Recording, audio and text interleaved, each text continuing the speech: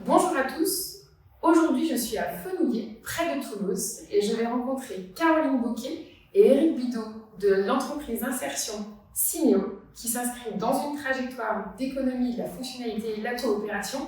C'est parti, on y va!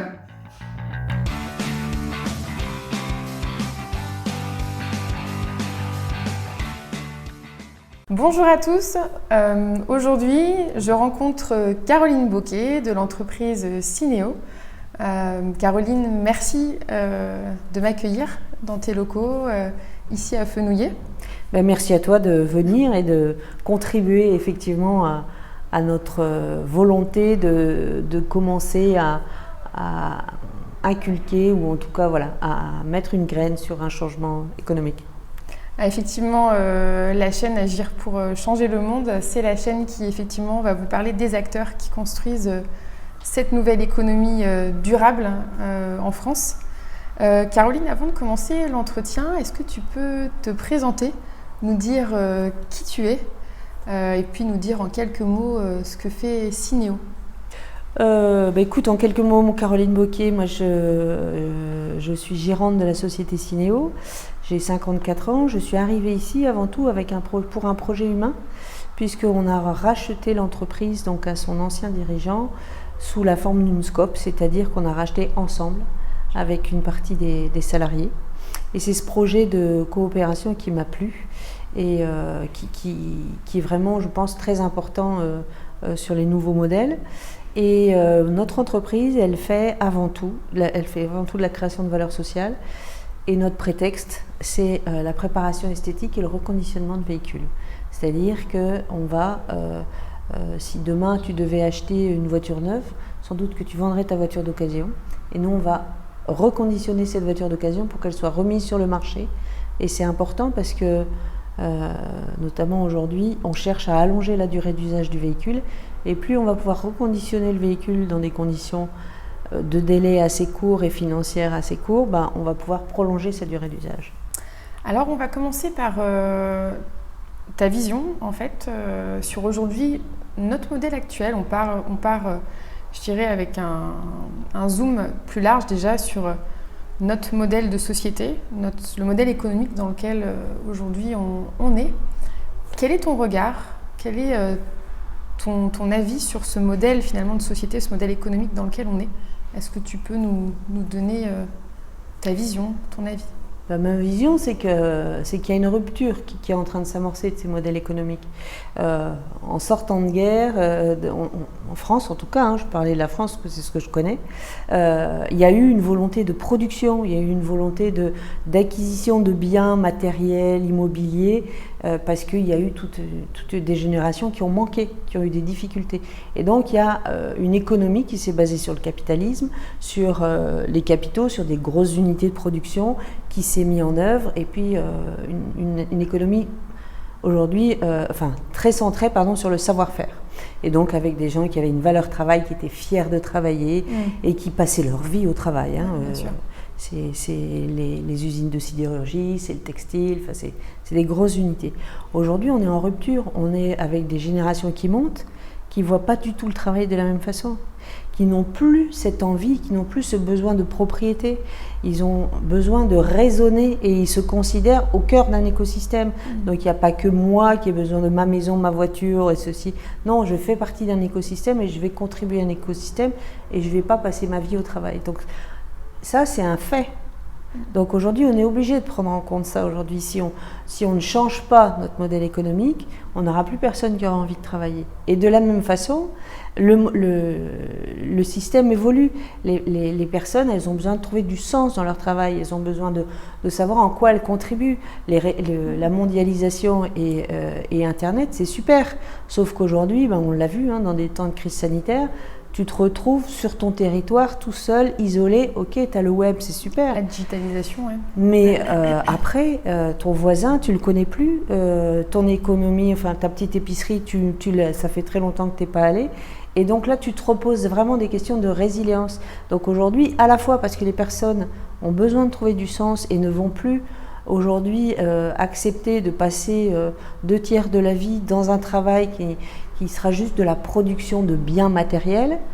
Et puis cette évolution aujourd'hui de dire mais finalement on fait tout ça pourquoi et comment on coopère, comment on inclut l'écosystème fait qu'on sera obligé de changer. Mes parents et mes grands-parents étaient mineurs, ils ne se posaient pas la question, ils produisaient du charbon. Mes parents étaient commerçants, ils rendaient un service, une prestation de service, mais juste dans leur rue ou dans leur quartier. Nous, demain, le service, on s'en fout. Je veux dire, il faut le penser autrement et on est obligé de le construire avec l'utilisateur. Parce qu'aujourd'hui, il veut ça, puis demain, il voudra ça. Et puis après-demain, il voudra ça. Donc, il y a vraiment une fonctionnalité qui rentre en jeu et une coopération qui est obligée de se mettre en œuvre. Et on peut plus dire, ben voilà, moi, je suis, je sais pas, moi, le roi de... alors, dans notre secteur d'activité, ce serait de dire, ah, ben moi, je reconditionne les voitures rutilantes avec des produits polluants et je fais que ça. Et si t'es pas intéressé, c'est pas grave. On ne peut pas faire ça. On ne peut plus en tout cas. On ne peut plus, c'est terminé. Ouais. On n'est plus dans l'excédent aujourd'hui, on ne gère plus les excès. On va gérer au contraire comment je vais renoncer, comment je renonce à des choses principales et comment je me focalise sur l'essentiel. Et ça, on ne peut pas le faire tout seul. Donc on est obligé de changer sur le modèle économique. Alors justement, tu parles donc des limites du modèle actuel dans lequel on est. Quelles sont les limites que tu as vécues toi, personnellement, chez Syneo, ou dans ton parcours professionnel? Quelles sont ces limites? Est-ce que tu peux nous en parler? La limite principale, c'est effectivement cette limite qui est de dire moi je raisonne avec ce que j'ai moi et face à face. Toi tu es mon client et je suis face à toi et je négocie et je fais le bras de fer. Nous par exemple ici chez Syneo, donc on fait de la préparation esthétique de véhicules. Bien souvent c'est chez les concessionnaires, avec donc des personnes en insertion, et donc on a le point de vue du concessionnaire qui est de dire ok, moi ce que je veux finalement c'est le prix, et puis l'insertion c'est bien mais surtout pas trop chez moi quoi. Et donc là à un moment c'est deux modèles qui s'affrontent et donc on va avoir en face de nous des gens qui vont ne pas avoir de structure juridique, qui vont être auto-entrepreneurs, qui vont avoir des structures très légères et donc qui vont pouvoir venir proposer des prix. Mais en fait, on est juste dans deux mondes très opposés ou très différents et on ne peut pas combattre. Et donc, si tu veux, la limite, c'est ça. Et la limite dans ma carrière professionnelle, je l'ai vue sur, ok, si moi j'ai un modèle qui est bien enfermé et que toi tu as un modèle qui est bien enfermé, à un moment, c'est une opposition qu'on va faire. Et ça, l'opposition fait qu'il y a toujours un plan B qui fera que tu peux perdre ton client ou tu peux perdre ton fournisseur et donc à un moment mettre à mal ton modèle. Il y a ça. Et la deuxième chose, c'est ce que je disais tout à l'heure, c'est aujourd'hui le changement des mentalités chez les salariés qui ne se considèrent plus comme une valeur travail ou une unité de temps de travail et qui au contraire veulent s'épanouir au travail, veulent trouver du sens à leur travail ou veulent pouvoir avoir des horaires adaptés, des choses comme ça. Si à un moment tu proposes pas quelque chose, tu n'auras plus de salariés. Nous, laver des voitures, c'est un travail qui est très physique, c'est fatigant. Tu peux avoir mal aux épaules, mal au dos, des choses comme ça. Si on leur demande juste de travailler pour s'abîmer, c'est des gens qu'on ne va pas garder très longtemps. Donc ça, c'est les limites. C'est qu'est-ce que tu fais, quelle est la valeur finalement que tu crées, surtout dans nos métiers qui sont plutôt des métiers où tu n'as pas besoin de grandes qualifications. Alors justement, qu'est-ce que tu fais, qu'est-ce que tu as fait pour sortir de ces limites? Tu vas nous parler de ce nouveau modèle économique qui est l'économie de la fonctionnalité et de la coopération. Voilà, quel a été ton chemin pour sortir de ces limites dont tu parles et trouver autre chose, trouver un autre modèle? Les premières actions qu'on a menées, c'est vraiment de faire du participatif, du collaboratif en interne. Comment en interne on peut repenser nos organisations, on peut retravailler ensemble en écoutant le terrain, en étant proche de nos équipes de terrain pour essayer de voir comment on peut faire différemment pour pouvoir aussi impliquer un peu plus les personnes et que la personne se sente valorisée en dehors de sa propre production. Donc ça a été vraiment le premier chemin de la coopération et qui nous a amené tout naturellement sur l'EFC. Parce que ce travail qu'on a fait en coopération interne, on a découvert les richesses. Et donc, on s'est inscrit, on s'est questionné sur l'économie de la fonctionnalité de la coopération. Qu'est-ce que c'est en 2 mots l'économie de la fonctionnalité de la coopération? C'est justement d'aller re-questionner le réel, ce qui nous entoure et ce qui fait la relation que je peux avoir avec mon client, mais aussi avec l'ensemble de mes parties prenantes, sur dire finalement qu'est-ce qui est important dans ce qu'on fait entre toi et moi. Moi je te dis, je te vends une prestation de lavage, mais est-ce que c'est vraiment ça en fait qui est important? Et en allant faire ce re-questionnement, on s'est rendu compte que l'atout principal qu'on avait, c'était la confiance et les savoir-faire. Et donc c'était ça qui était primordial avec notre client. Et c'est ce qui nous a permis d'aller plus loin encore dans notre métier. Pourquoi? Parce qu'on travaille notamment avec des clients comme PSA, donc Peugeot, et qui se sont rendus compte que sur Toulouse, en tout cas, on avait une vraie confiance de leurs équipes et de nos équipes à travailler ensemble. Et donc eux, ils se sont posé la question du reconditionnement du véhicule pour augmenter leur part de marché sur le véhicule d'occasion, et ils sont venus nous faire confiance. Ils se sont dit, pourquoi pas vous? Alors que nous, au départ, on n'est ni mécanicien ni carrossier. Et donc, parce qu'il y avait cette confiance établie, on a pu permettre de travailler ensemble sur de nouvelles prestations, sur des prestations à plus forte valeur ajoutée, du coup, plus que sur la préparation esthétique. Et du coup, en interne aussi, ça nous a questionné. Et on s'est posé la question de dire, mais ok, mais alors finalement, on fait tout ça pourquoi? Et donc, on a travaillé sur notre raison d'être, on a travaillé sur nos valeurs. Et aujourd'hui, c'est plutôt ça qui nous guide, nous en interne, de dire, si ça ne répond pas à nos valeurs, si ça ne répond pas à la raison d'être, on ne fait pas, on n'y va pas.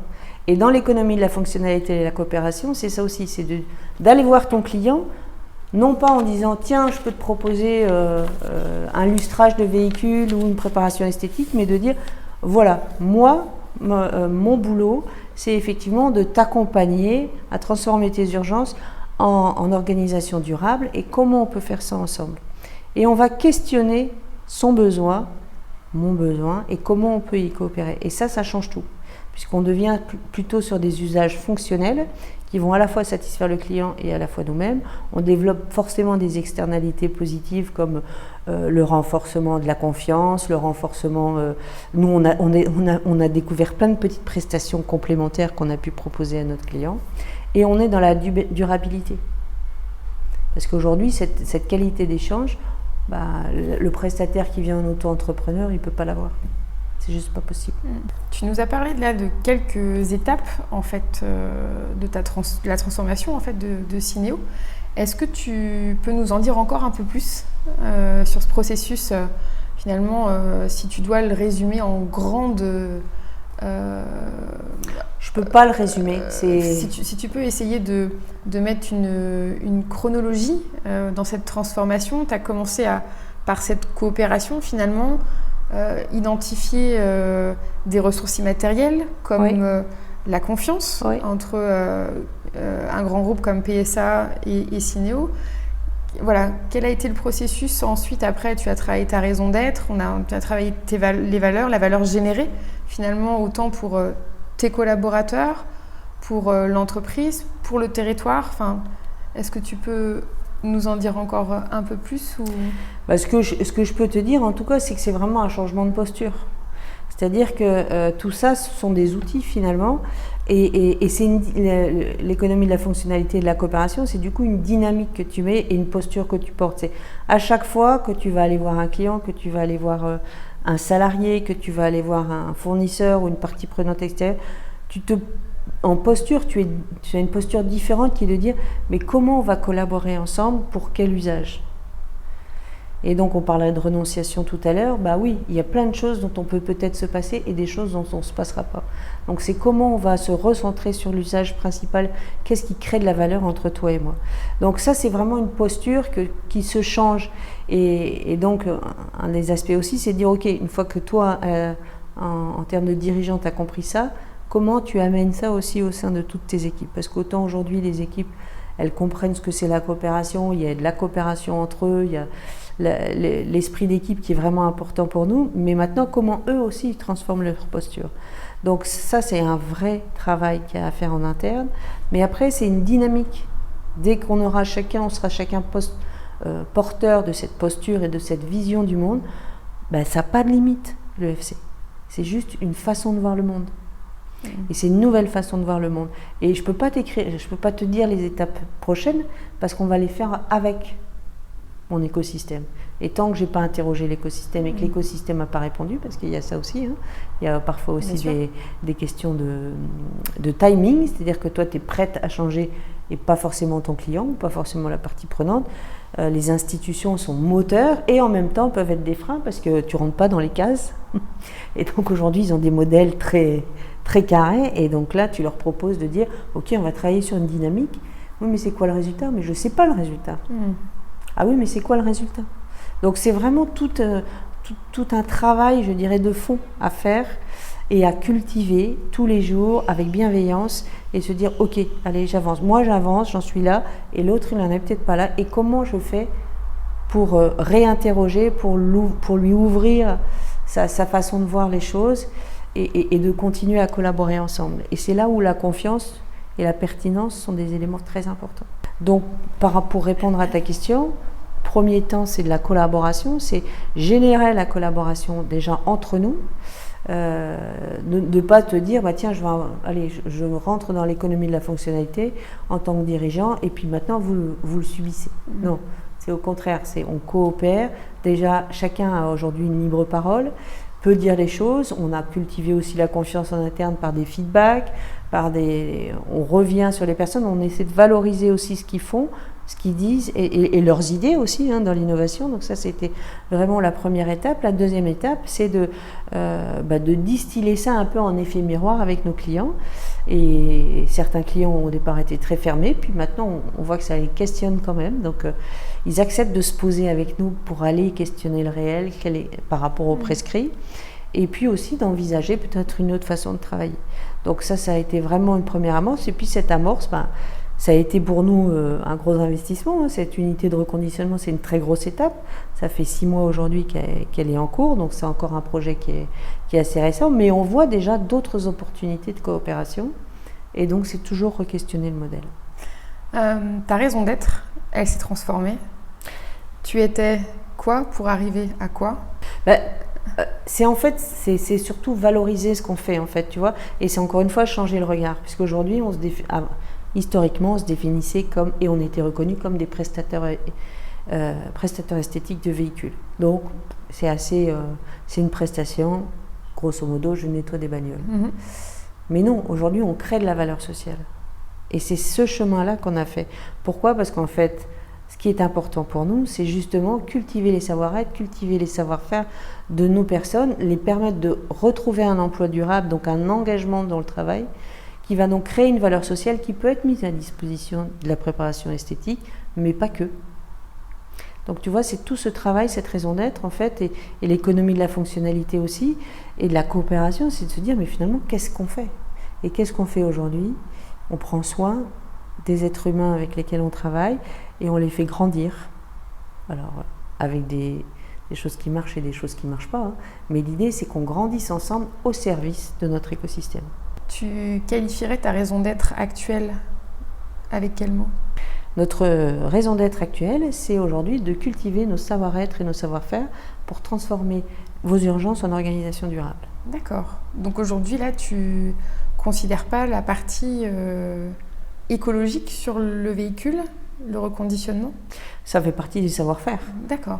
Parce qu'une organisation durable dit aussi soutenabilité du modèle. Et donc, dans la soutenabilité du modèle, je ne veux pas utiliser des produits dangereux. Dans les produits de nettoyage, tu peux aussi avoir des produits dangereux. Aujourd'hui, nous, mais ça c'est historiquement, on a fait le choix de travailler avec uniquement des produits biologiques qui sont à la fois bons pour la pollution des eaux, mais aussi bons pour la santé, parce qu'encore une fois, faut penser que nos collaborateurs, ils frottent des véhicules, donc ils sont en contact avec les produits tous les jours. Et c'est eux qui te diront moi, je préfère travailler chez Cineo parce qu'au moins, je n'ai pas les mains abîmées comme je pouvais les avoir chez mon collègue avant. Quels sont finalement les impacts avec cette transformation de modèle dans ton entreprise? Est-ce que tu as vu des impacts différents? Donc, tu le dis sur déjà l'humain. Est-ce que tu peux nous en parler? Mon entreprise aujourd'hui, elle contribue à davantage donc, de social, davantage sur l'aspect environnemental. Est-ce que tu as vu une évolution et est-ce que tu arrives à la chiffrer À l'évaluer? Alors, il y a deux choses. C'est qu'effectivement, on peut chiffrer, puisque nous, on a créé des nouvelles prestations, donc qui sont chiffrées aujourd'hui, qui rentrent dans le modèle économique. Notre nouvelle activité aujourd'hui, qui date donc qui a à peine 6 mois, elle représente déjà plus d'un tiers de notre chiffre d'affaires. Donc tu vois, c'est pas rien. On a un chiffre d'affaires de l'ordre de 2 millions, 2 millions 2. Et donc il y a des chiffres, il y a des prestations, ça donne lieu à une rémunération. Mais au-delà de ça, l'impact, il est... moi, ce qui me vient là à l'instant, c'est qu'on devient plus vivant. Parce qu'on n'est pas une société arrêtée avec une liste de services. Et puis voilà. Non, au contraire, notre liste de services, elle va évoluer, elle va grandir, elle va changer. Aujourd'hui, on se repose des questions pour continuer sur cette fonctionnalité. Nous, on fait de l'insertion, on est fiers d'en faire. Mais finalement, aujourd'hui, l'insertion, c'est 2 ans. C'est un travail... La personne va rester chez nous pendant 2 ans pour construire un projet professionnel. Mais après, on en fait quoi? Et si elle retourne dans un marché plus conventionnel, elle peut être à nouveau broyée par le système et repartir finalement à la case de départ. Donc, comment on va pouvoir aller plus loin encore dans l'insertion et accompagner en fait le retour à l'emploi de nos salariés en insertion dans un monde plus conventionnel, pour éviter qu'ils reviennent un peu plus abîmés. Donc comment on va aider le monde conventionnel à accueillir ces personnes fragiles ou ces personnes un peu différentes? Et donc tu vois, ça c'est une nouvelle prestation qui aujourd'hui est très loin du nettoyage de véhicules. Donc c'est vraiment, moi ce qui me vient, c'est l'impact, c'est que ça nous a rendus vivants dans notre écosystème. Et donc avec une position plus juste. Parce plus juste vis-à-vis du social, plus juste vis-à-vis de l'environnement, vis-à-vis de l'écosystème dans son ensemble. Exactement. On est là pour apporter un service qui a une vraie fonction, un vrai usage, tout en prenant en compte l'ensemble des besoins de l'écosystème, et donc qui n'est pas là juste pour dire je produis.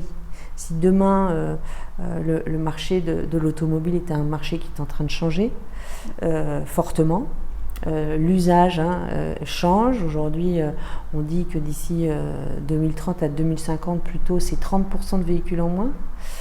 Ça veut dire pour nous 30% de prestations de nettoyage en moins aussi. Qu'est-ce qu'on fait de toutes ces équipes qu'on a formées, de tout ce savoir-faire, de tout ce savoir-être qu'on a? Forcément, on va réinventer de nouvelles prestations, et donc être vivant avec son écosystème et savoir bouger avec son écosystème va faire qu'on va pouvoir accompagner et ne pas se contenter de licencier 30% de notre effectif. Est-ce que justement tu as réfléchi à l'avenir, ce que tu dis en 2030, les projections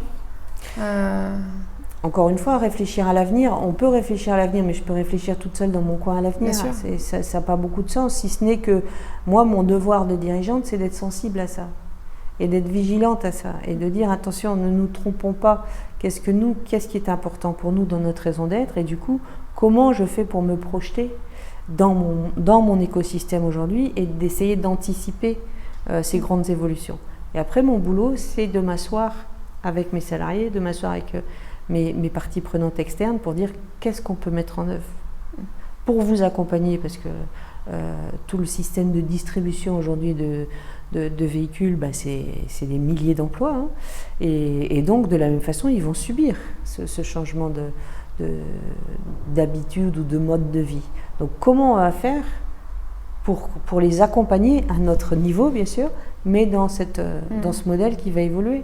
Beaucoup de transporteurs aujourd'hui de véhicules commencent des plans de licenciement drastiques. À un moment, ok, mais est-ce qu'on ne peut pas faire autre chose que de licencier? Bien sûr.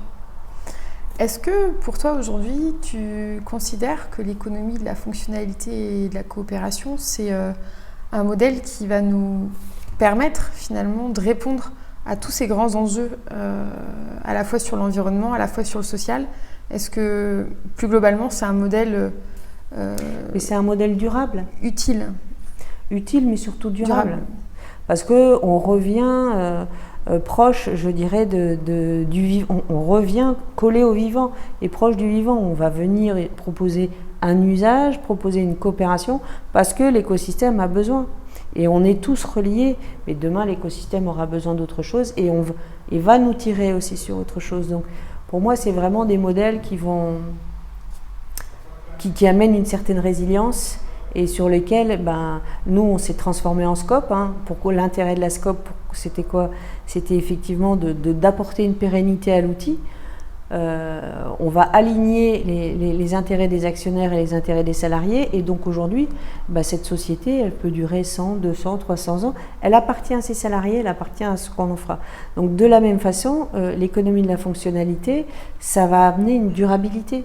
Et il n'y a que comme ça qu'on va pouvoir s'en sortir. Alors il n'y aura peut-être pas que l'économie de la fonctionnalité, je ne sais pas si c'est le seul modèle, mais en tout cas c'est un modèle qui est durable parce que aussi il prend soin de ses ressources. Est-ce que tu as quelque chose à rajouter? Est-ce que tu as quelque chose à nous dire, à nos internautes, pour peut-être t'aider dans ce que tu fais aujourd'hui, dans ton activité? Effectivement, la question qu'on peut se poser, c'est...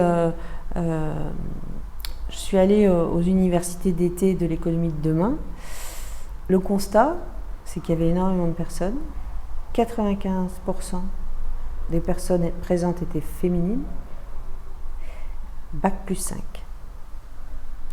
Qu'est-ce qu'on peut faire? Qu'est-ce qu'on va faire? Parce que le monde de demain, il nous appartient à tous. Et à un moment, c'est comment chaque internaute va poser un acte pour dire « Non mais ok, mais moi j'ai envie de prendre conscience de tout ça, j'ai envie de mieux comprendre le système et qu'est-ce que je peux faire sur mon territoire ?» Et ce que j'ai envie de demander aux internautes, c'est de dire « Ok, venez aussi nous questionner, venez aussi nous rencontrer et faites vraiment cet acte en conscience de dire tiens, moi je vais choisir d'aller sur tel ou tel client ou tel fournisseur parce que je vais trouver de la conscience de la résilience de mon territoire. » Et là où on a besoin d'être soutenu, c'est effectivement de dire cette création de valeur sociale, c'est important. Et on ne va pas aller que sur le prix. Mais c'est tout un système éducatif à changer. Et ça commence par nous-mêmes, chacun à son endroit. Qu'est-ce que j'ai envie de donner le meilleur et comment je peux contribuer. Donc c'est ça que j'ai envie de demander aux internautes, c'est comment on peut faire pour travailler ensemble, sur amener de la conscience sur nos actes de tous les jours. Et plus généralement, je dirais, au système économique, c'est attention à quoi on est en train de jouer quand on ne veut pas abandonner nos vieux modèles. J'entendais hier Cyril Dion qui disait faut faire du lobby politique. Est-ce qu'il n'y a que ça à faire? Ou est-ce qu'on ne peut pas se réapproprier nos modes de vie? En tout cas, moi, j'aurais vraiment envie de dire rencontrons-nous, posons-nous des questions et vraiment posons des actes, quelle que soit l'ampleur de ces actes, mais un petit pas et un petit pas, c'est les petits ruisseaux qui font les grandes rivières. Est-ce que tu as d'autres choses à nous dire? Non, je veux dire que merci déjà de cet entretien et vraiment, encore une fois, de merci à tous ceux avec qui je peux contribuer à ça et de dire que c'est juste une dynamique. Et moi, ce que j'ai envie de te dire, c'est donnons-nous rendez-vous dans un an. Et dans un an, on aura encore développé des tas de nouvelles choses, je l'espère, et on pourra aller encore plus loin sur cette création de valeur sociale. Caroline, merci beaucoup pour ce temps que tu m'as consacré, que tu nous as consacré. Merci de cette interview de valeur. Et puis, je vous retrouve donc à une prochaine interview sur la chaîne Agir pour changer le monde. À bientôt. Agissons. Merci.